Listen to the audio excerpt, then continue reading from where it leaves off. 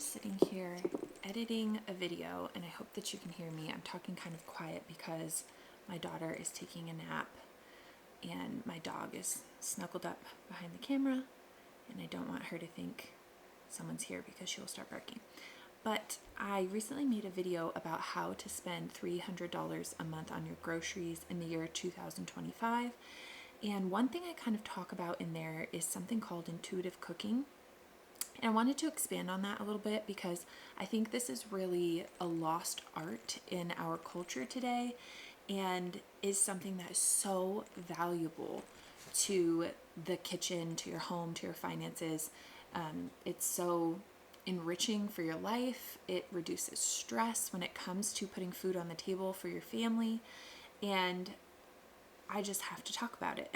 So, intuitive cooking, or just cooking kind of off the top of your brain or off cuff, it's just kind of looking at a bunch of ingredients that you might have sitting in your refrigerator or sitting in your pantry and kind of coming up with a meal or coming up with something that sounds good. Now, I do realize some people have a knack for cooking and they love it and it comes easy to them, and some people don't. But the most important thing I wanted to touch on here is that this is a skill set that can be learned. You do not have to be born with a natural ability to cook in order to learn how to cook intuitively, and in order to get into a place where you feel really good in your kitchen. You feel like you don't have to think in weeks in advance about what you're going to make for dinner. You can kind of look at what you have maybe for the upcoming week, upcoming days, or even that night for dinner and decide on something that you want to make. And it's stress-free, it's fun, and you eat really, really good food.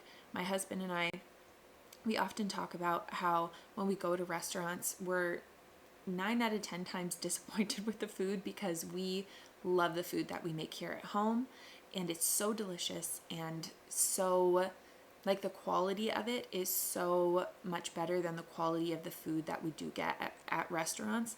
And we can just tell a huge difference that we don't even want to go eat at restaurants anymore because the food that we eat at home is so good. So I know that a lot of you are busy moms, or a lot of us feel like we don't have time to cook. And I think it's a really enriching part of life that we can miss out on with our family, or even for our budget, to stay on track with our budget and to spend what we want to spend on food. If cutting down your grocery bill is something that you want to do, maybe you don't care about that.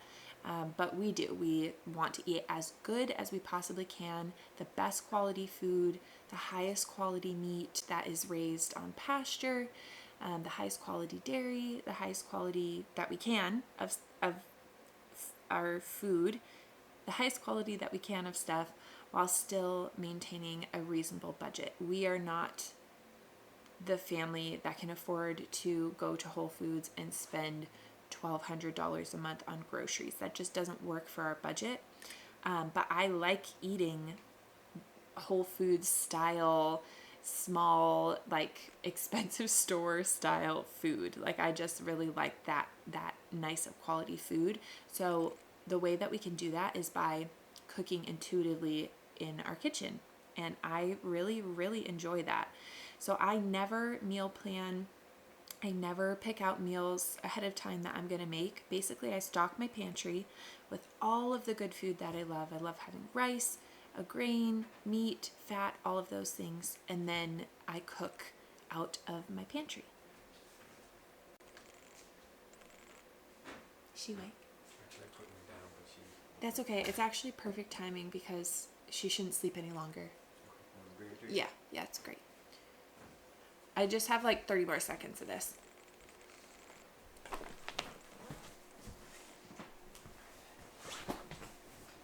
So some of my favorite meals to cook intuitively are things like soups. Those are so easy to build off of and use whatever ingredients you have in your own pantry and in your own home.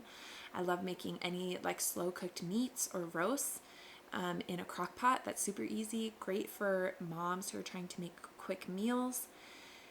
And honestly, the nutritional benefits of cooking tough cuts of meat slowly over time is so good for you. There's tons of glycine and gelatin there's tons of glycine in that type of meat that's slow cooked. So those tough cuts of meat are really, really good for you.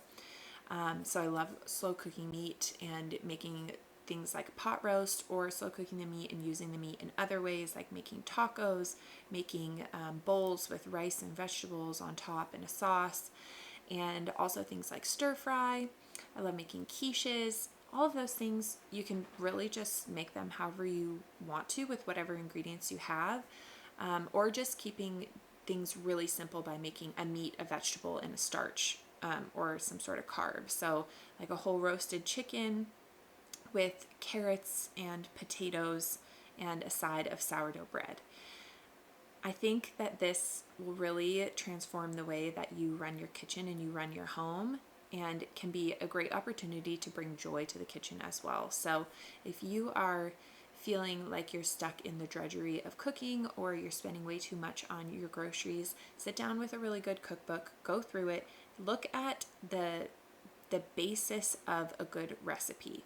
Notice, do they use a fat? Do they use vegetables? What kind of seasonings and herbs?